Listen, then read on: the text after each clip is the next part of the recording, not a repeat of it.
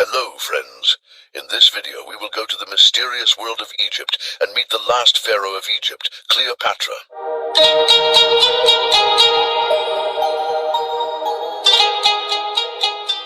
Cleopatra, the last queen of ancient Egypt. She was born into the Ptolemaic dynasty, founded after the conquests of Alexander the Great.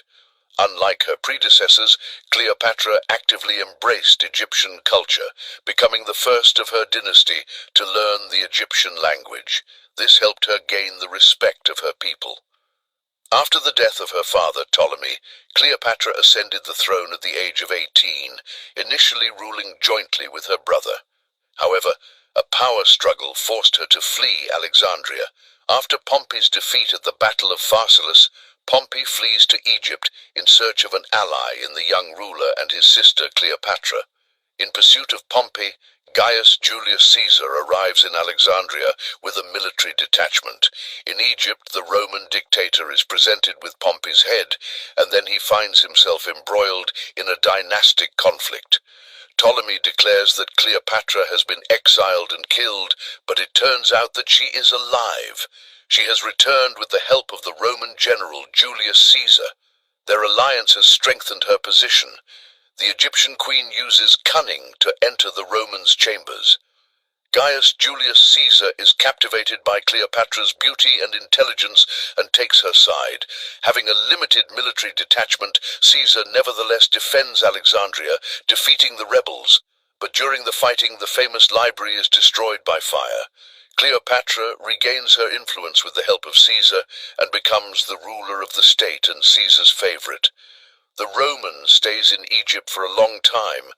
The son that Cleopatra bears to Caesar, who is named Caesarion, is recognized by his father as his heir and must become a guarantee of Rome's patronage over Egypt.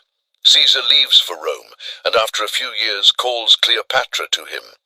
The Egyptian queen in the capital of the empire arranges her arrival with extraordinary luxury. Cleopatra and her son stay to live in Caesar's villa. Politicians in Rome did not like that Caesar was showing such honors to his provincial favorite. A difficult political struggle ended with an assassination attempt and the death of Caesar. Cleopatra is forced to hastily and secretly leave Rome. After Caesar's murder, Cleopatra found support from another influential Roman, Mark Antony.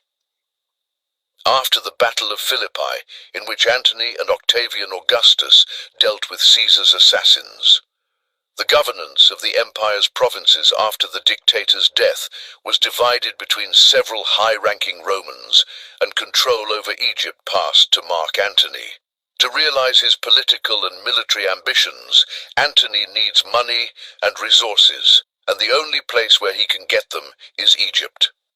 Antony and Cleopatra meet and enter into a love and political alliance. This development of events is not at all in Octavian's plans. After Antony's arrival in Rome, he arranges a marriage of convenience between his sister and Antony. Upon learning of her lover's betrayal, Cleopatra refuses to pay tribute to the empire. Trying to find a compromise, Antony returns to the Egyptian. They meet on a luxurious royal ship in the roadstead of Tarsus. Their love affair flares up with renewed vigor, and the Roman submits to Cleopatra's will. The news of this causes indignation in the Senate, which Octavian skillfully stirs up to such an extent that Rome is ready to resort to military action.